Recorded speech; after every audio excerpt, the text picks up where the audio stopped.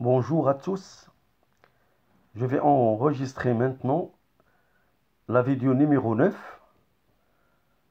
pour le cours de la continuité d'une fonction. Ce cours est réservé pour les élèves de deuxième bac SVT et deuxième bac PC et deuxième bac sciences maths. Donc le deuxième paragraphe, continuité d'une fonction en x0 avec x0 est un réel. Activité, soit C de f la courbe représentative d'une fonction. Donc on donne la courbe de f.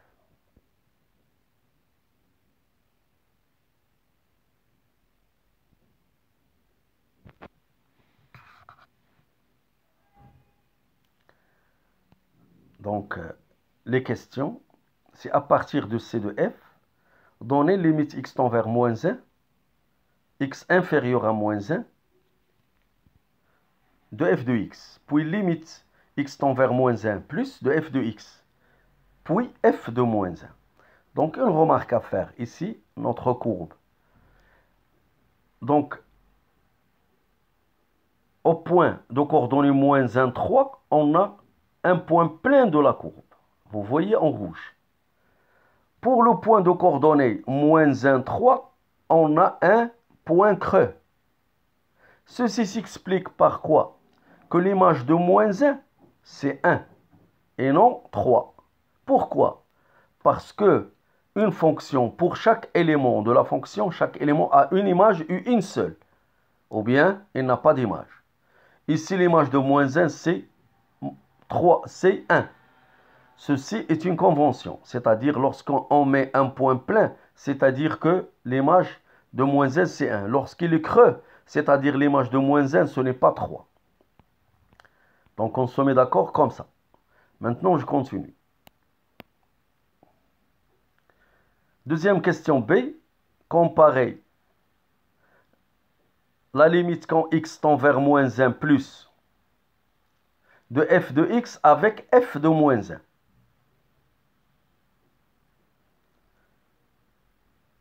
Puis, la limite quand x tend vers moins 1 moins de f de x avec f de moins 1. Question C. Comparer f de 3 avec la limite quand x tend vers 3 de f de x. Solution.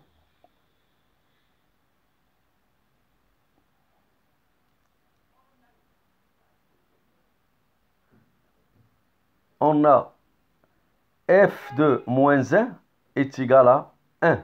J'ai déjà expliqué pourquoi. C'est donné par le graphe, par la convention de traçage. Ceci graphiquement. Limite quand x tend vers moins 1 à gauche de moins 1 de f de x est égal à 3. Vous pouvez voir ça dans la courbe. Lorsque x s'approche de moins 1 à gauche, son image s'approche de 3. Et quand x s'approche de moins 1 à droite, l'image de x s'approche de 1. On a, deuxième question, limite x tend vers moins 1 moins de f de x égale à 3 et 3 différent de f de moins 1. On dit que la fonction f n'est pas continue à gauche en moins 1.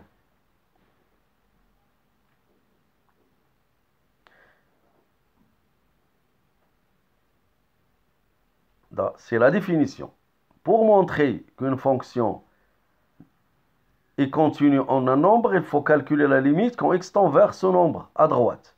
S'il est égal à l'image, on dit que f est continu. S'il est différent de l'image de x0, on dit que f est discontinu, ou bien que f n'est pas continu. On a limite x tend vers moins 1 plus de f de x est égal à f de moins 1. Parce que f de moins 1, car la limite à gauche est égale à 1. On dit que f est continu en moins 1 à droite.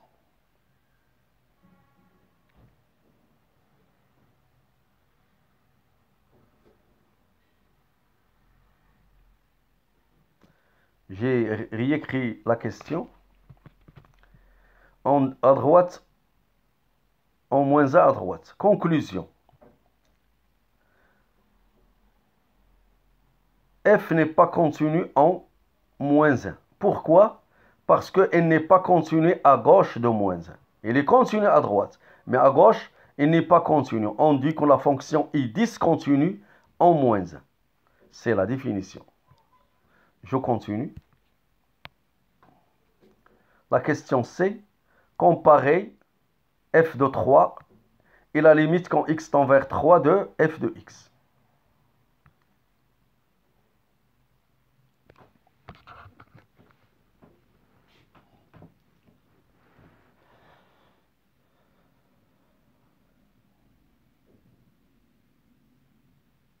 On a f de 3 est égal à 2. Vous pouvez voir ça dans la courbe.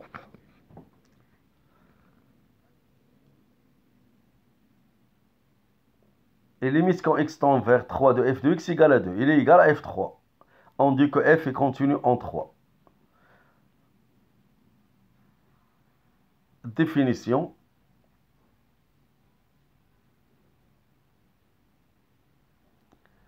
Soit f une fonction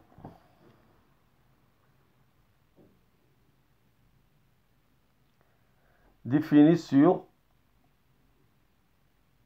un intervalle ouvert contenant x0. On a les définitions suivantes. F est continu en x0. Ceci, il équivaut à quoi? Que la limite quand x tend vers x0 de f de x est égale à l'image de x0, est égale à f de x0. Deuxième définition, f est continu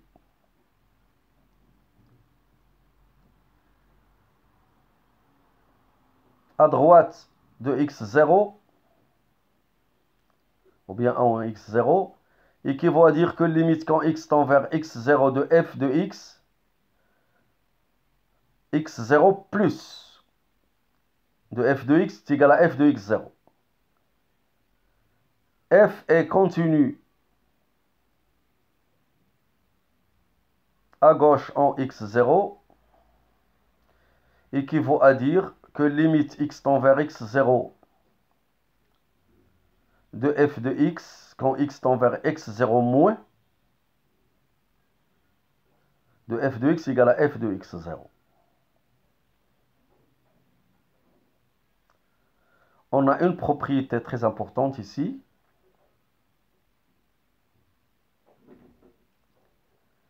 F est continu en x0 équivaut à dire que f est continu à droite en x0 et f est continu à gauche en x0.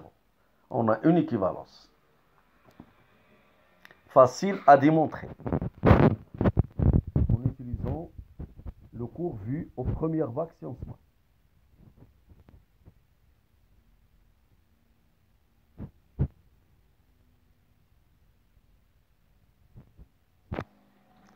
Donc, on dit que une interprétation graphique de la continuité de la fonction au point x0, cette interprétation géométrique, c'est-à-dire on va utiliser la courbe de f. On dit que si x est continu en x0, donc lorsqu'on trace la courbe de la fonction, on trace la courbe de la fonction dans le voisinage de x0 sans lever la main. Mais ceci est possible si on peut tracer la courbe. Si on ne peut pas tracer la courbe, ceci n'a aucun sens. Je continue.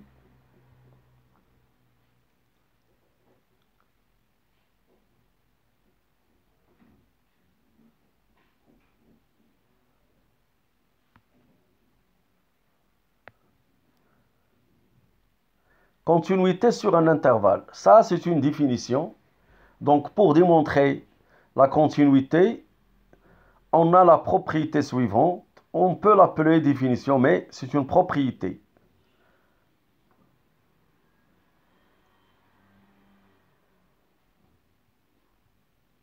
Donc, on va prendre deux réels A et B, tel que A est strictement inférieur à B.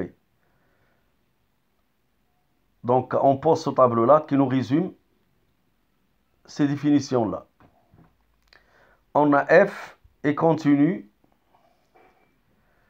sur l'intervalle ouvert AB équivaut à quoi? Il équivaut à dire que f est continu pour tout élément de l'intervalle AB ouvert.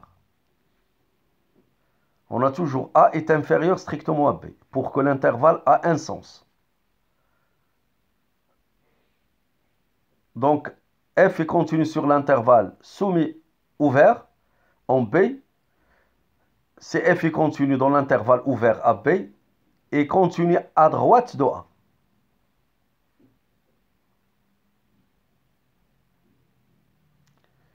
Donc, dans l'intervalle semi-ouvert à gauche à B, f continue sur l'ouvert à B, équivaut à dire que f est continu sur l'ouvert à B et à gauche en B.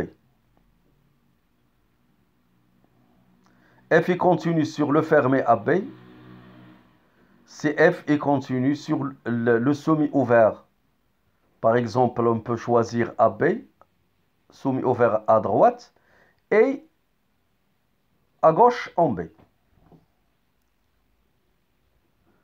Donc, f est continu, par exemple, sur l'intervalle A plus l'infini, c'est-à-dire f est continu sur l'ouvert A plus l'infini et en A à droite.